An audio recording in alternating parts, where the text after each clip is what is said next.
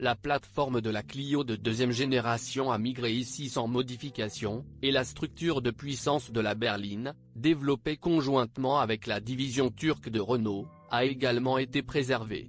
Cela n'est pas surprenant car, comme auparavant, le coût minimum de développement a été mis au premier plan.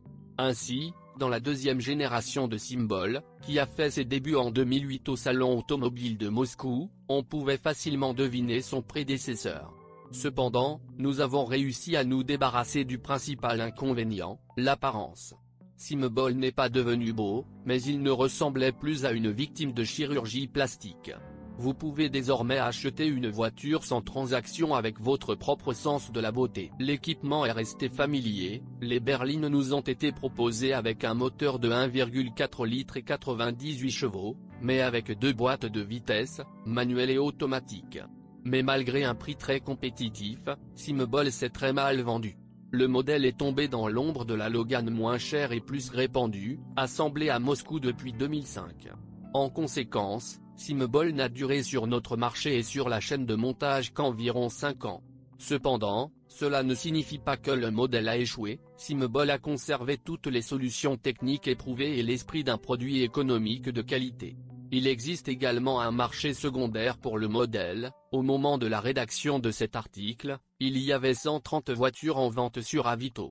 Voyons à quel point il est difficile d'en choisir un bon. La première génération de Symbol a très bien résisté à la corrosion, et la deuxième génération en a hérité de cette agréable caractéristique. L'âge de 10-14 ans nous rappelle déjà, mais ne devient pas critique pour les machines. La galvanisation et une qualité de peinture décente sont également utiles. De ce fait, trouver un symbole franchement pourri est théoriquement possible, mais difficile. Les seuils recouverts d'une couche d'anti-gravier cèdent progressivement sous la pression du sablage, mais ils peuvent être sauvés par des traitements répétés. Cependant, tout le monde ne le fait pas, vous devez donc inspecter attentivement ces éléments, en particulier au niveau des coutures.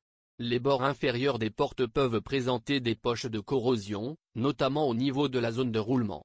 Les ailes avant ici ne sont pas en plastique, comme sur le premier Symbol, mais en acier. Elles ramassent donc également les copeaux et rouillent lentement, y compris de l'intérieur. Bien sûr, le capot incliné est en danger, et la moulure sur son bord d'attaque ne fait qu'ajouter à la complexité avec le chrome qui s'écaille. Le bord d'attaque non galvanisé du toit rouille à cause de l'écaillage et le cadre du pare-brise dans son ensemble nécessite une attention particulière. À l'arrière, il vaut la peine d'inspecter le couvercle du coffre avec la moulure sur le bord inférieur, ainsi que la niche de la roue de secours. Elle est en acier, et l'aquarium ici se termine facilement par la rouille. En moyenne, l'état des voitures est assez bon, mais étant donné le caractère budgétaire du modèle, les principaux problèmes doivent être recherchés dans des endroits cachés, dans les cavités des arches, dans le compartiment moteur et sur le fond. Certaines voitures économiques sont déçues par le prix des pièces d'origine et le manque de pièces non originales, mais Symbol n'est pas ce cas. Ici, de nombreuses pièces de carrosserie d'origine coûtent modérément cher et des substituts sont disponibles. Par exemple, une Hot peut être achetée à partir de 15 000 lorsque le prix initial est de 35 à 40. L'aile d'origine coûtera entre 9 000 et 10 000, ce qui n'est pas grand-chose, et les analogues coûteront entre 6 000 et 12 000 pièces. Un pare-choc avant de marque n'est disponible que pour 10 à 12 000 $, donc les analogues pour 6 à 8 semblent même être des économies inutiles. De plus, ces voitures sont assez courantes dans les chantiers de démolition, et si nécessaire, on peut en trouver beaucoup pour un prix raisonnable.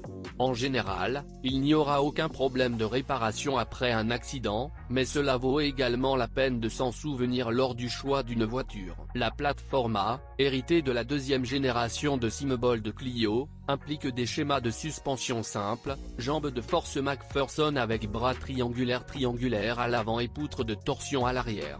Mais la fiabilité des suspensions est très bonne et le coût des réparations est au niveau des employés du secteur public coréen. Les freins du Symbol sont modestes.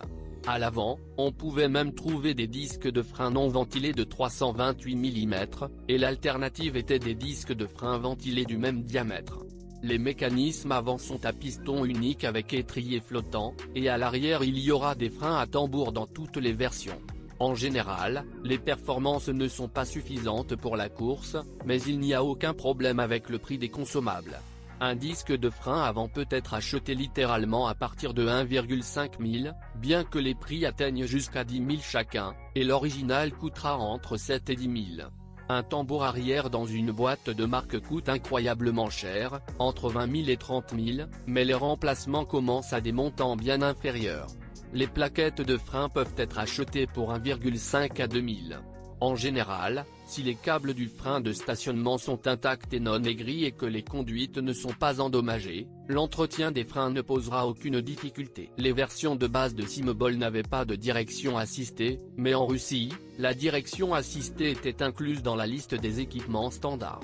Ce système simple ne pose pas de problème particulier, son principal ennemi est donc le mauvais entretien, courant parmi les propriétaires les plus exigeants. Peu de gens décident de changer l'huile tous les 50 à 60 000, donc lors de l'achat, vous devez absolument examiner le réservoir de remplissage pour évaluer l'état de l'huile et également écouter le fonctionnement de la pompe. Cependant, même si tout va très mal, vous pouvez simplement négocier le montant requis pour les réparations. Vous pouvez acheter une pompe de direction assistée non d'origine à partir de 4 000 au lieu de l'original pour 15 à 20. Un rack restauré coûtera 30 à 40 000 $, et un rack original entièrement neuf peut être acheté pour 40 à 50 $, ou vous pouvez trier un rack existant pour la moitié du prix. La Simobol offrait le choix entre des transmissions manuelles et automatiques. La mécanique ici est une JB3 à 5 vitesses et, malheureusement, elle ne peut pas être qualifiée d'exemplaire. L'essentiel des difficultés vient de sa conception. Pour obtenir des longueurs égales des arbres de roue, l'arbre de roue gauche rentre à l'intérieur de la boîte elle-même, et le trépied s'y trouve. Ainsi, à la sortie de la boîte, l'arbre de roue est scellé avec un joint d'huile. Il y a beaucoup de problèmes possibles avec cette conception, la destruction du trépied peu fiable, sa chute de son siège et la destruction du joint d'entraînement avec perte d'huile. À ces caractéristiques s'ajoutent les défauts typiques liés à l'âge, tels que l'usure des roulements d'arbre et des synchroniseurs. Ainsi, lors de l'achat d'une voiture manuelle, vous devez inspecter soigneusement la boîte pour déceler les fuites, écouter son fonctionnement sur un ascenseur et l'évaluer pendant la conduite. Eh bien, ou chercher une voiture avec une transmission automatique, cela posera peut-être encore moins de problèmes. Il est facile de deviner que la transmission automatique ici est la bien connue DP0 française, également connue sous le nom d'AL4. Presque tout a déjà été dit à ce sujet et vous pouvez lire en détail les avantages et les inconvénients, par exemple dans le document sur Renault Mégane 2. En général, ce n'est pas la pire boîte de vitesse, solide et avec une ressource potentielle de 250 à 300 000 km. Mais cette ressource ne peut être obtenue qu'en changeant l'huile tous les 50 000 km, sans surchauffe ni démarrage brusque constant. Le système de refroidissement standard et le filtre à huile sont ici faibles, donc un radiateur et un filtre externe contribuent grandement à prolonger la durée de vie de la boîte. Mais rien ne contribuera à le débarrasser de la prévenance et de la légèreté, et la présence de seulement 4 marches signifie une mauvaise aptitude à un usage suburbain. Mais le coût de réparation de cette transmission automatique est très faible, donc si vous êtes prêt à effectuer les réparations et l'entretien, vous pouvez même négocier de manière rentable une voiture avec une transmission défectueuse. Mais l'acheteur russe a été privé de la possibilité de choisir un moteur. Le seul moteur était le K4J de 1,4 litres développant 98 chevaux. La bonne nouvelle, c'est qu'il s'agit d'un bon moteur, simple et sans surprise. Il y a 4 soupapes par cylindre, un bloc en fonte, une courroie de distribution, une injection distribuée et un régulateur monophasé sur l'arbre d'admission. Oui, la courroie de distribution doit être entretenue au moins une fois tous les 100 000 km, et il est préférable de changer immédiatement le régulateur de phase, ce qui coûtera environ 10 000. Vous devez surveiller la propreté de l'admission et du papillon, ainsi que celle du papillon.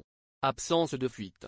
Mais en retour, le moteur peut vous plaire avec une ressource de 250 000 km ou plus, et sans nécessiter beaucoup d'argent pour l'entretien. Eh bien, en dernier recours, vous pouvez retrouver le moteur au démontage, nous l'avons également retrouvé sur d'autres modèles Renault. Ainsi, une brève analyse de la partie technique de la Simobol de deuxième génération montre que la voiture n'a pas perdu du tout en simplicité, en fiabilité et en faible coût d'entretien, mais a gagné en apparence. Autrement dit, elle peut être considérée comme une voiture bon marché pour tous les jours, et pas aussi vieille que la première génération, qui a plus de 15 ans. De plus, lors de l'achat de Symbol, contrairement au Logan liquide, vous pouvez négocier.